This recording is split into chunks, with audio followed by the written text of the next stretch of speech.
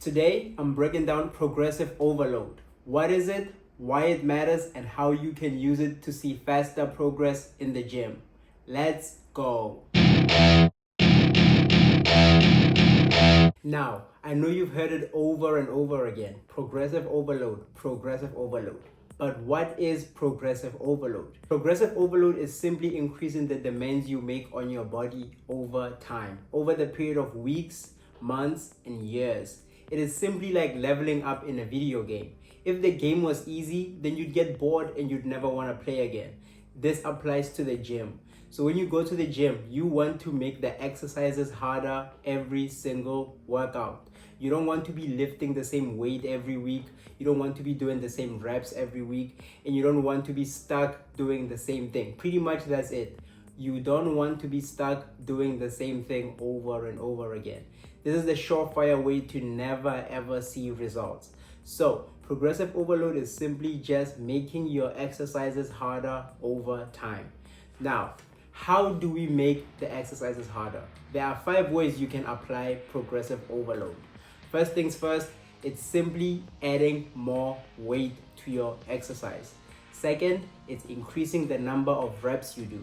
Third is doing more sets. Fourth is decreasing rest times. And fifth is improving your form and control of the workout. We will go over these 5 forms of progressive overload now. So first, adding more weight. What does this actually mean? So let's look at an example. Let's say you have 2 sets of bench press this week and you are working in the 5 to 10 rep range. The rep range is the amount of reps you want to do to reach failure. So let's say your rep range is 5 to 10. That means you have to fail your exercise at this rep range. So between 5 and 10. So you're on the bench this week and you got about 50 kgs for 8 reps on the first set. And on the second set, you got 50 kgs for 7 reps. And on the third set, you got 50 kgs for 6 reps. The idea here is to increase the reps until you get to 10 reps. So this week you got 8, 7, and 6.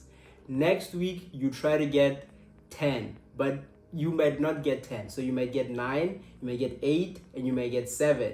So that is an increase in reps, right? So you increase the reps until you get to 10. What happens when you get to 10? This is where you increase the weight. So first week, you got 7, 6, 5. Next week, you got 9, 8, 7. And the third week, you got 10, 9, 8.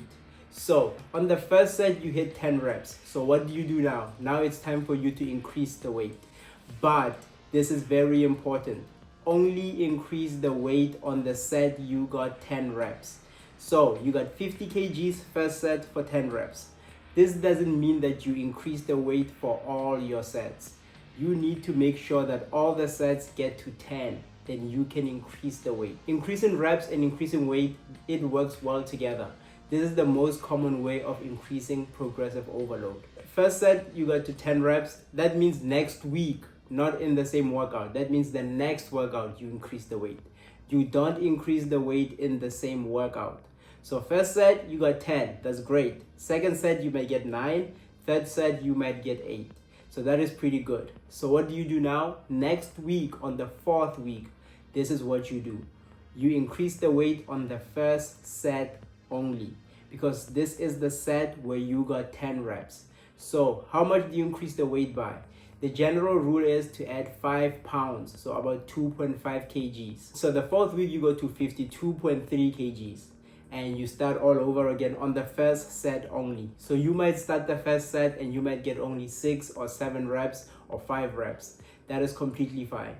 But the idea is once you go to the second set, you lower the weight again to 50 kgs and you try to get that 9 from the previous week, you try to get it to 10. So that is simply progressive overload, increasing reps and increasing weight. And you just rinse and repeat, you rinse and repeat. And after you get to 10 again, you do the same thing. You increase the weight by 5 pounds, and you come back and you work your way back down from 5 to 10. that's what you do. And remember, this is very important. Do not increase the weight in the same workout. Unless you blow through your workout and that means you get like 15 reps, that means you gained a whole bunch of strength. Do not increase the weight in the same workout. If you get to 10, this doesn't mean on the second set you increase the weight. Wait till the next week to increase the weight. So that is progressive overload using reps and using weight. These two work hand in hand. You want to increase reps every single week, but you want to increase your weight after you get to the higher end of your rep range. So you don't have to increase the weight every single week. So reps, increase every single week. Weight, increase after you hit your higher rep range. Once you get to 10, then you increase it.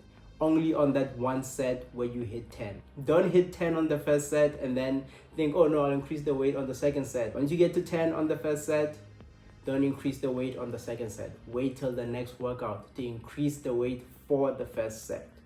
So that is reps and weight. These two are the most common ways to increase progressive overload. However, there are other ways to actually increase progressive overload.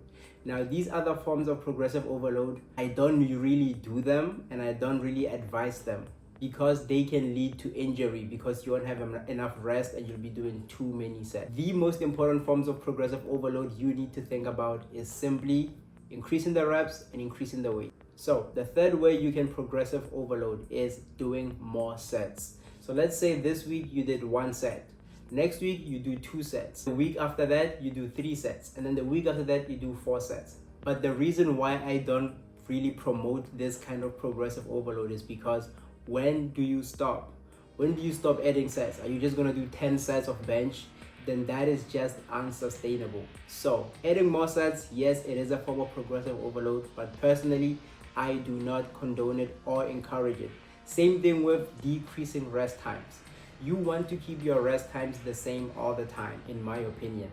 You want to say, okay, I'm gonna rest 2 minutes for my exercises or 3 minutes and keep it that way and only increase reps and weight. If you want to decrease rest times, this is how you can apply it. If you rest for 4 minutes this week and you get 9 reps, that's great. And then next week, you might want to rest for only 3 minutes and try to get more reps or the same number of reps as the previous week. But this also is not sustainable because how far down will you go? Will you just keep decreasing your rest time from 4 minutes, 3 minutes, 2 minutes, 1 minute, 30 seconds? That is not a sustainable way of progressive overload. So in my general advice, the simplest way to progressive overload and the one you should actually stick to is increasing reps and increasing weight. You can do these for years before you even get to a point where the weight is too heavy. So focus on these two and the last one. The last one is actually also pretty important, and that is improving your form and control of the exercise. This one is actually very, very important because as you increase the reps and as you increase the weight, something that is very likely to happen is that your form will break down because you're trying to lift a lot more weight. This is something I've been a victim to many times. Because in the start, the exercise is pretty simple, it's pretty easy, the weight is not that heavy, but the heavier it gets, the more your form breaks down to try and accommodate all that weight. So if you overload a machine and you max out a machine, what you can do is try to improve your form. Instead of doing the reps more quickly, you can slow down a little, have more control over the reps. Form breakdown can lead to injury and improper use of machines and doing exercises in the gym. So it's very, very important to pay close attention to it. If you notice your form is breaking down on an exercise, it's very important to lower the weight and do the exercise a lot more controlled and with much better form. In my opinion, these 3 forms of progressive overload are the most important. Increase the weight, increase the reps, and improve your form, because most likely your form will break down at some point. In the beginning, it might not, because the weight is not that bad, but the higher you go, the stronger you get, the more your form is likely to break down. So keep in mind to use proper form. And if you notice your form is breaking down, lower the weight and do the exercise with better form and more control. So that is another way of progressive overload. While yes, you're not doing the same weight, doing it with proper form makes it more difficult, and that in turn makes you stronger. So it is a form of progressive overload. So yes, there are 5 ways to progressively overload, but I only recommend doing these 3. These 3 are the most important, and they will have you making gains for a long time. So that's it from me, man. Go out there, get those gains, and if you want more fat loss and weightlifting tips, hit that subscribe button, and I'll see you guys in the next video.